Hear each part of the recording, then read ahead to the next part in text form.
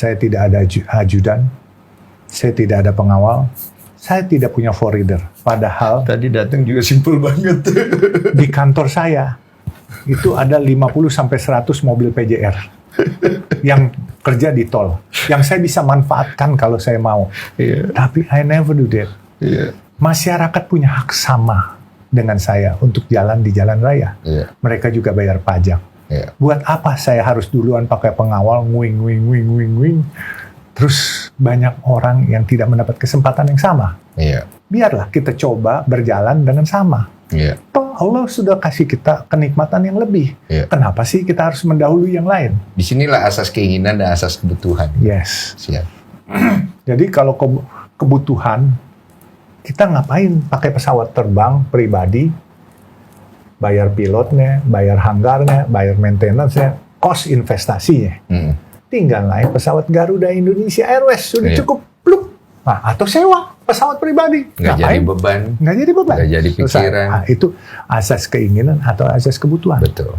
Ingin, ya orang punya rumah 500 meter, kepengen 5.000 meter. Ingin, tapi Iya. kebutuhannya ada nggak? Iya, Kalau karena nggak ada, sepi. benar, kalau asas keinginan kan udah pasti kita tidak akan pernah terpuaskan. Yes. Tapi kalau asas kebutuhan, kita akan merasa cukup dan puas dan kita bisa meningkatkan diri kita dari satu pencapaian ke pencapaian yang lain, Om.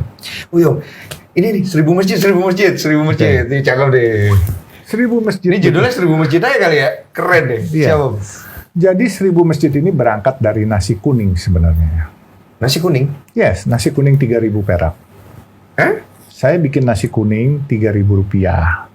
Saya beli dari warung setempat 10.000 sampai 12.000 per porsi. Iya. Saya jual 3.000 rupiah. Ini warung pojok halal itu. Yes, warung nasi kuning pojok halal. Warung nasi kuning pojok halal. Iya.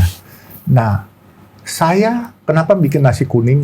Saya orang Samarinda. Dulu ibu saya, selain guru, dia pagi nyambi dagang nasi kuning. Saya yang bawain termos nasinya. Iya. Ya kan, di termos itu sudah isi lauknya. Jadi nasi kuningnya sudah di daun satu-satu. Jadi lauknya tinggal diambil, buka daunnya, masukin. Jadi ngiler saya. Iya, Oh, nasi ingat udah kuning lama juga Samarinda. makan nasi kuning. Iya. Jadi, nah itu pun kami waktu kecil cari tambahan hidup buat saya sekolah. Ibu saya dagang nasi kuning. Dan saya bisa sekolah gara-gara dagang nasi kuning. Kemudian dikala saya sudah agak sedikit mapan, saya coba berbagi dengan nasi kuning. Iya. Saya, waktu usia saya 60 tahun, which is 2017 akhir, saya berpikir, selama 6 tahun dari 2011-2012, saya memberi makan orang gratis di bulan puasa saja. Lalu saya panggil rekan kerja saya bilang, itu awal Februari, tanggal 1 atau tanggal 2. Saya bilang, saya nggak mau berbagi hanya di bulan Ramadan. Yeah. Saya mau setiap hari, tanpa bulan Ramadan pun kita bagi di luar bulan Ramadan. Senin sampai Jumat. Saya bilang, karena Sabtu Minggu kalian nggak bisa ikut partisipasi tenaganya. Ini uang 10 juta ya, nanti ambil sama saya. Saya anggarkan subsidi 7.000 perak untuk 1.000 porsi per hari. Berarti 7 juta. 7 juta. Kali 250 hari kerja, Iya. 1.750 juta. Sebagai modal awal 10 juta, nanti kamu habis ambil lagi. Kita bukalah 6 Februari 2018. Oke. Nasi kuning. Terus dia bilang, Pak, nanti pakai catering siapa? Tidak boleh pakai catering. Beli dari warung setempat. Nanti jadi tender. Bukan gini. Kita jangan lupa bahwa ada hak orang kecil ataupun UMKM yang terzolimi kalau kita bawa dari catering luar. Iya. Jadi saya bilang, kamu nggak boleh menjadi kompetitor warung-warung Tegal di sekitar kita. Iya. Warung Tegal itu mencari nafkah untuk anaknya sekolah. Betul. Kita menjual nasi ini untuk mencari berkah. Betul. Ini beda. Kalau mereka beradu sama kita 3.000, mereka 10.000, sepi. Iya. Warung dia. Yang ada berkahnya bukan keluar dari mereka. Mereka kena susahnya, terus akhirnya keluarnya sumpah serapah buat kita. Iya. Jadi saya bilang, berdayakan mereka. Kalau ada 5 warung, setiap hari kita beli warung A, kita beli. Iya. Besoknya Selasa warung B, gitu. Kita gilir. Iya. Nah, ternyata ini konsep juga asal ngomong aja gitu. Iya, beli. tapi senang. Iya, tapi Iya. ternyata make sense. Dan betul, mereka bermanfaat. Iya. Dan mereka tidak terzolimi, tidak mati juga Iya. sama kita. Malah mereka bersuka cita. Iya. Biasanya mereka jual mungkin 50 porsi, mereka bisa jual 100 porsi dengan adanya kita. Nah, terus kan teman-teman nanya, kenapa nggak kasih gratis aja? Saya bilang, saya juga nggak ngerti, keluar angka 3.000 dari mulut saya, ini pasti ada gerak Allah, rahasia Allah yang menyentil. Asal nyablak aja kita kan. Iya. 3.000. Nah, seiring berjalannya waktu, saya bilang, kita lihat, kalau kita kasih gratis, yang tidak membutuhkan pun ikut ngambil. Iya. Tapi kalau 3.000, khusus yang butuh, pasti dia beli. Iya. Kalau enggak, dia enggak. Kalau sekarang orang gratis, dia nggak butuh, dia kenyang, ambil aja gratis, nggak ada salahnya, kasih orang lagi gitu kan. Nah, saya jual 3.000. Ternyata seiring berjalannya waktu, rupanya 3.000 itu terdapat satu rahasia dari Tuhan menurut saya. Ini yang saya ketemukan di lapangan. Jadi menjadi ajang sedekah dari kita untuk kita. Kenapa? Saya lihat waktu ada tukang parkir di gedung PMI Jakarta Raya, Keramat Raya nomor 47. Saya melayani di situ. Tukang parkir makan, Pak, saya beli 3.000. Saya layanin. Oh, melayani. Iya, saya yang layanin. Tukang parkirnya tahu? Tahu. Udah. Terus Itu nggak setelah tegang dia kelar makan, dia bilang, udah kelar nih piringnya, kan dia harus kembaliin. Iya. Harus makan di situ, nggak boleh dibawa pulang. Terus 2 menit kemudian, dia bawa kakek-kakek pakai tongkat. Dia keluarin 3.000, saya mau sedekah buat nih kakek. Berarti saya tidak memonopoli sedekah. Saya bisa berbagi kepada orang lain yang punya duit 6.000, dia terima sedekah, dia bisa sedekah buat orang. Gitu kan. Sehingga pahala pun tidak bisa dimonopoli. Pahalanya saya dapat, dia juga dapat. Iya. Jadi bukan bisnis aja nggak boleh monopoli, bos. Iya. Sedekah pun juga nggak dan monopoli. pahala juga nggak boleh dimonopoli. Gitu. Cakep. Dari sini gue dapat belajar sebuah sedekah yang akhirnya memberikan efek domino kebaikan dari nasi kuning pojok halal.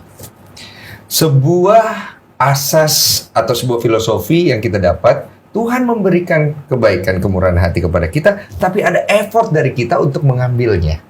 Jadi, membuang sebuah sifat kemalasan yang sebenarnya akan menjadi suatu hal yang tidak baik di dalam diri kita. Karena kalau semua orang itu mau terima segala sesuatu tanpa ada usaha daripada dia, maka dia sendiri pun tidak akan mendapatkan hal yang baik dalam hidup dia sebenarnya, Om.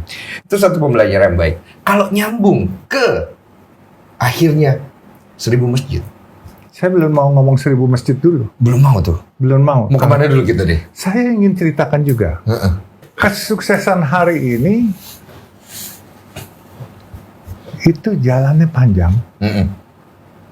Kalau 1.000 masjid itu adalah dikala kita sukses. Nggak sukses omong kosong kita bisa bikin masjid. Betul. Ya, jadi saya dulu tahun 70 sampai 74, 75 saya masih di Kalimantan, saya tidur di atas jamban. Tahu nggak jamban? Iya, tahu. Jamban itu adalah WC di situ. WC umum. Nggak WC umum lagi, ada WC jamban umum, ada jamban kita bikin sendiri. Iya. Saya bikin dari kayu, dirakit, berapa misalnya 3-4 batang, gitu, panjang-panjang, 10 meter. Di situ ada jamban buat buang air, terus di situ ada rumah. Rumah buat kita tinggal. Jadi, kalau kita mau makan, mau beli beras, itu pasarnya ada 1 pekan sekali. Namanya pasar pekan, namanya. Itu di daerah Longiram, di Kalimantan Timur Hulu. Pasar Tering, Pasar Longiram. Nah, saya kalau mau makan yang agak mendingan, misalnya telur, kornet, itu nggak ada daging seger, nggak ada, itu pasar pekan baru ada. Terus sardens, nah, itu saya harus dayung perahu nyebrang ke kampung. Mainnya lewat air. Ya. Iya. Dan mungkin orang nggak percaya bahwa kami kadangkala kalau lagi nggak punya duit, kami cuma punya nasi, lauk kami adalah ikan. Ikan yang kami pancing pakai sabun. Bukan pakai makanan, Pakai sabun. pakai sabun. Kenapa? Karena ikan ini kotor sekali. Apa aja dia makan. Namanya ikan, kalau orang Kalimantan Timur pasti dia tahu. Ikan lancang. Ikan lancang. Ikannya memang lancang ini. Kenapa namanya ikan Semua lancang juga dia saya nggak tahu. makan. Semua dia Sabun makan. juga disikat. Kita kan kalau buang air biasanya di jamban. Iya. Itu cuman kotak, pintunya pakai karung beras. Itu kita baru mau buang air, belum jatuh kotoran kita, Dia itu ikan udah nunggu. Iya, Jadi udah. begitu kita buang air, langsung dia berebut. Iya. Brrrr. Itu ikan kotor sekali. Iya. Tapi, karena kita nggak punya uang waktu itu, akhirnya ya mau nggak mau lah, begitu mancing dapat.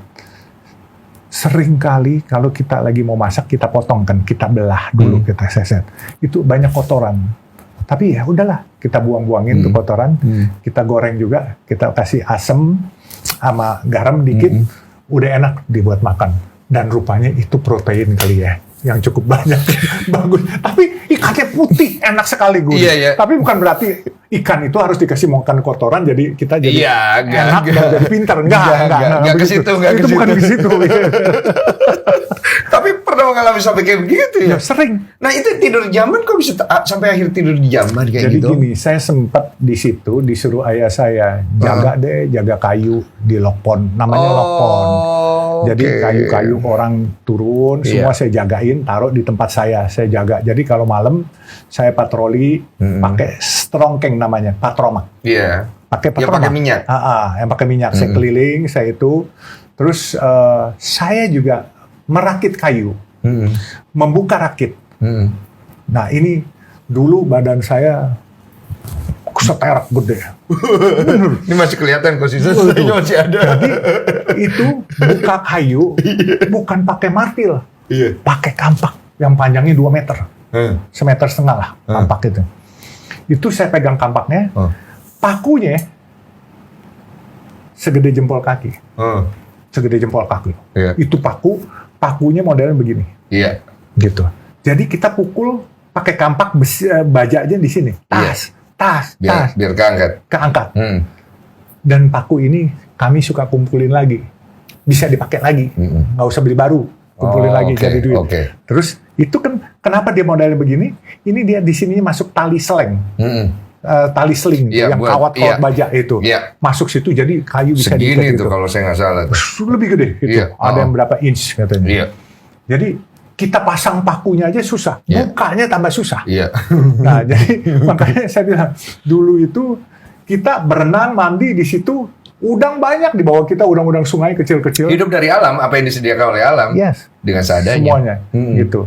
Dulu bahkan itu monyet bekantan dibuat makanan oleh teman-teman di sana. Iya. Mereka pada berburu begituan monyet Iya, bekantan. iya. Sekarang nggak boleh. Sekarang nggak boleh. Jadi makanan mereka, terenggiling segala Semua dimakan. beruang. Iya, semua makan buaya diiniin semuanya. Iya. Nah, jadi itulah kira-kira untuk mencapai sukses nggak mudah. Perlu pertarungan. Bukan pertarungan berantem sama orang. Bukan. Pertarungan dengan hidup yang cukup keras. Iya. Kami siap makan ikan yang makan kotoran. Kotoran bukan dari saya aja, tapi dari hulu. Itu kan kotoran pada ini semua. Tapi air ngalir waktu itu. Tapi ikannya manis sekali, enak. Nah, tapi saya nggak suruh coba. Tapi manis sekali. Dan buat kami nggak ada ini. No, saya juga pernah makan yang paling parah juga. Iya. Karena sebenarnya kalau kita tidak terlalu banyak memilih apa yang kehidupan berikan kepada kita, mungkin kita akan menjalaninya akan lebih santai, banyak bersyukur, lebih senang hati. Tapi kalau kita banyak milih, banyak mau, ini kan sebenarnya yang membebani diri kita sendiri juga gitu kan. Kalau dari belajar dari pengalaman Om, saya bisa melihat itu. Om menjalaninya, apa yang ada, saya jalanin. Saya jangan lupa nikmatin. Sebelum saya kemari, tadi saya diajak buka puasa. Iya. Saya lihat di teman-teman artis itu semua banyak. Artis-artis jadul lah. Gitu. Iya. Mbak Yani Rahman yang bikin acara di Iya. Kuningan di lantai 35. Makanan mewah sekali, bagus. Tapi menurut saya mau kemari. Saya kalau nunggu buka puasa di sana, makan di situ, saya nanti telat kemari. Saya kan janji. Janji sama Bung Denny, maksimum jam 8 gitu. Saya telat sedikit, maaf, saya kalau janji itu saya nggak suka telat-telat. Nah, jadi saya akhirnya bilang, saya telepon nyonya saya, tolong gorengin saya telur dadar. Saya nggak mau makan yang enak padahal disiapkan. Saya mau pulang, saya makan telur dadar. Terus ada abon nggak? Ada abon. Ya, saya makan, nanti setelah itu saya jalan. Bisa dicek langsung menunya. Telur dadar sama abon. Saya makan dengan nasi. Udah cukup, saya jalan. Saya kemarin, buat saya makanan nggak usah harus mewah-mewah. Saya yang penting puasa, saya udah batalin pakai air. Saya isi sedikit. Nyaman, telur dadar 1 biji digoreng-goreng udah oke. Pakai abon. Saya mau nanya, semua yang terjadi itu kan bagus buat Om. Kenapa harus dijalanin yang lainnya sih? Kan bisa aja pura-pura lupa atau terlalu sibuk dengan semua hal yang baik yang Om dapat. Kita boleh lupa, kita boleh mengingkari, tapi Tuhan kan ada mata. Betul. Dia bisa tahu. Betul. Nggak usah Tuhan, malaikat-malaikat yang dikirim, itu dia kayak kepala sekolah, Tuhannya, terus ada wali kelas. Itu adalah malaikat-malaikatnya. Dia melihat murid-muridnya. Bener gak nih? Kasih angka berapa, lapor kepada kepala sekolahnya sebagai Tuhan kan. Oh, ini ternyata oke nih, orang dikasih amanah, bisa dipercaya, tambahin. Ya kan? Tapi ini orang mengingkari nih. Dia pura-pura doang nih. Walaupun dia mungkin panggil teman-teman jurnalis supaya di blow up beritanya atau apa. Ini mah cuman kosmetik doang. Itu kena ada, Bos. Banyak coba orang-orang yang sukses-suksesnya, tahu-tahu kejeblos, utangnya banyak atau apa. Iya kan? Karena dia mengingkari. Dia mengingkari dan juga belum saatnya dia mempublikasikan dia. Tuhan belum kasih dia. Saya tidak mempublikasikan diri saya, Pak. Saya nggak kepengen juga untuk publikasi. Saya bikin masjid dagang nasi kuning itu proyek kecil menurut saya. Iya. Yang tapi kerja orang lain itu proyek besar loh. Iya, tapi yang saya dulu pernah kerja kayu, kerja apa, proyek-proyek yang ratusan miliar, triliunan, tidak membuat saya populer. Saya yakin ini populernya bukan populer kemauan saya. Saya juga nggak ngerti, saya nggak kepengen populer. Saya pedagang nasi kuning, apa sih bangganya? Iya kan? Bikin masjid, apa sih bangganya? Iya kan? Baru bilang mau 1000, tapi baru bikin 4. Insya Allah tahun ini 10. Kita garap semuanya. Kalau nggak selesai saya lanjutin. Oke. Terima kasih. Terima kasih. Kita serah terima dulu kalau gitu ya. Kalau gitu. Baik, hari ini saya serah terima. Satu lagi saya. Boleh tanya Faisal? Iya. Saya suruh dia berangkat sekolah ke Amerika. Iya. Dia selesai sekolah di Amerika. Waktu di Amerika, dia beli sendal Louis Vuitton. Dia pulang, rupanya sendal itu pecah. Dia buang. Saya lihat, saya ambil. Kenapa nih mau dibuang? Saya bawa ke tukang sepatu di stasiun Gondang Dia. Saya bilang bawahnya nih pecah nih, ini kulitnya doang, bagian ganti. Berapa duit? 20.000. Saya bayar. Saya pakai sampai sekarang. Ada 15 tahun. Nggak apa-apa sih. Orang mobil saya bilang kok, ini bekas anak saya sudah dibuang, ini sampah, rongsokan. Saya perbaiki 20.000. Buat saya, yang penting nyamannya. Bukan mereknya, bukan harganya. Nggak apa-apa. Boleh tanya? Dia langsung. Jadi sampai sekarang itu barang masih ada. Saya bawa-bawa ke masjid, kagak hilang-hilang. jadi saya juga nggak beli baru. Saya nggak beli baru. Iya asli, kalau hilang baru saya beli baru. Nggak hilang-hilang ya, alhamdulillah. Saya juga agak takut ya kalau ke masjid saya tahu itu sendal bapak saya mau ambil ya. Saya juga mikir juga sebenarnya. Tapi oke, kita waktunya udah panjang banget. Terima kasih banyak Om, udah banyak sharing sama kita. Paling nggak kita udah dapat intisarinya. Kalau kalian nggak dapat intisarinya itu salah kalian. Tapi saya bisa simpulkan di sini bahwa satu perjalanan luar biasa dari seseorang itu akan membawa orang itu untuk lebih jauh dengan penciptanya atau lebih dekat dengan penciptanya. Ada satu kata yang penting. Itu di Islam diajarkan. Setiap kekayaan yang kita punya banyak hak orang lain yang dititipkan sama Tuhan. Jadi filosofinya, syukurilah nikmatku, niscaya engkau akan kutambah. Tapi bila engkau kufur dan lupa, ingatlah azabku teramat pedih. Mari kita tasum.